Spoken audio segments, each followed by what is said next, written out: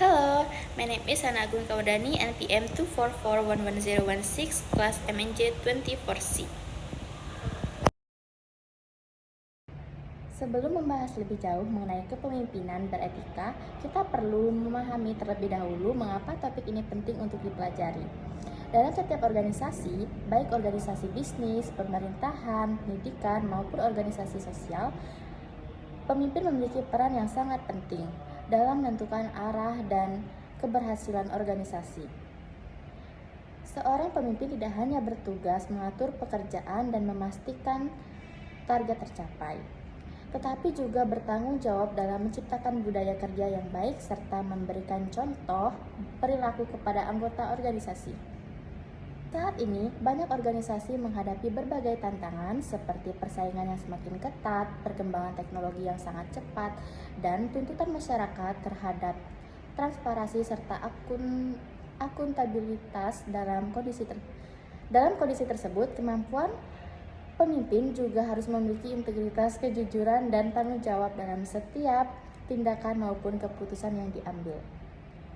Berbagai kasus penyalahgunaan wewenang, korupsi, dan pelanggaran etika yang terjadi di berbagai organisasi menunjukkan bahwa keberhasilan tidak hanya ditentukan oleh kecerdasan atau kemampuan seorang pemimpin, tetapi juga oleh nilai-nilai etika yang dimilikinya.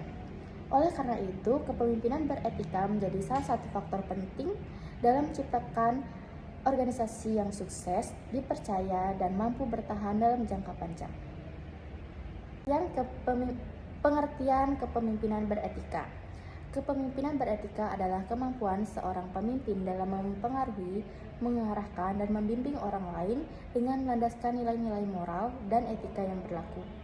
Kepemimpinan beretika tidak hanya berfokus pada pencapaian tujuan organisasi, tetapi juga memperhatikan cara atau proses dalam mencapai tujuan tersebut. Yang artinya, seorang pemimpin tidak boleh menghalalkan segala cara hanya untuk memperoleh hasil yang diinginkan.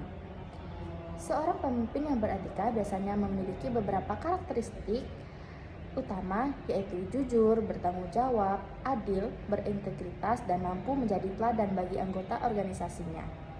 Pemimpin seperti ini akan lebih mudah mendapatkan kepercayaan dari bawahannya, karena apa yang disampaikan sesuai dengan tindakan yang dilakukan.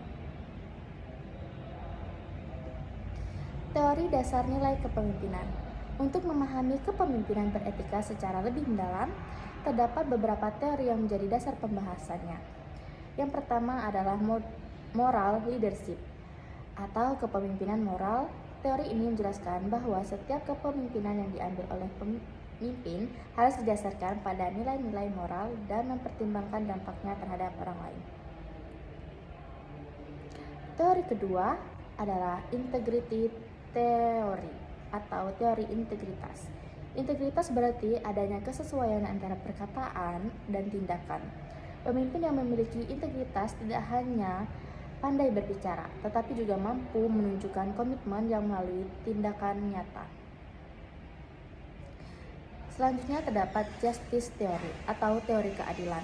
Teori ini menekankan bahwa seorang pemimpin harus mampu memperlakukan seluruh anggota organisasi secara adil tanpa membeda-bedakan berdasarkan latar belakang, status, atau kedekatan pribadi. Kemudian yang terakhir adalah transformational leadership theory.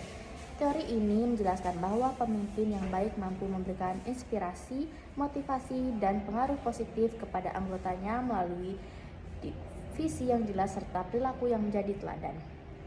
Melalui teori-teori tersebut, kita dapat memahami bahwa etika bukan hanya melengkap dalam kepemimpinan, tetapi merupakan fondasi utama yang menentukan kualitas seorang pemimpin. Faktor pembentuk kepemimpinan etis. Kepemimpinan beretika tidak berbentuk secara instan, melainkan dipengaruhi oleh berbagai faktor yang berasal dari dalam maupun luar diri seseorang. Faktor pertama adalah faktor internal. Faktor ini meliputi karakter, nilai pribadi, pendidikan, pengalaman hidup, dan keyakinan yang dimiliki seseorang. Misalnya, seseorang yang sejak kecil diajarkan mengenai pentingnya kejujuran dan tanggung jawab cenderung akan membawa nilai-nilai tersebut ketika menjadi pemimpin.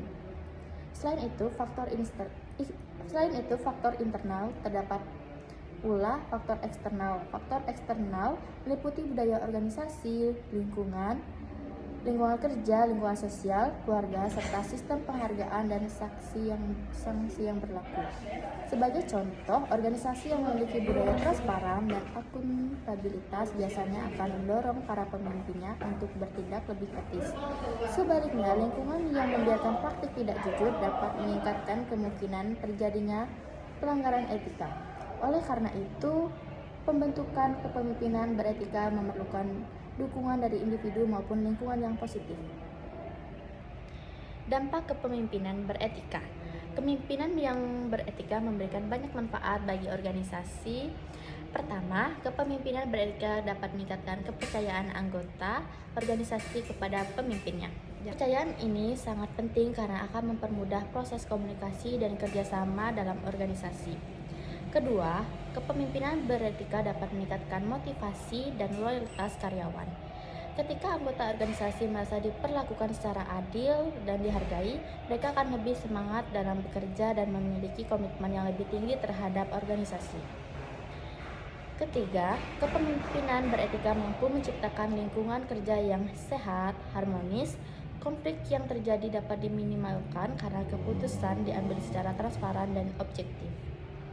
Selain itu, organisasi yang dipimpin secara etis biasanya memiliki reputasi yang lebih baik di mata masyarakat, pelanggan maupun investor. Reputasi yang baik tentu akan menjadi keuntungan tersendiri bagi organisasi dalam jangka panjang.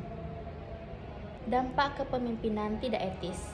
Sebaliknya, apabila seorang pemimpin tidak memiliki etika yang baik, maka berbagai dampak negatif dapat muncul.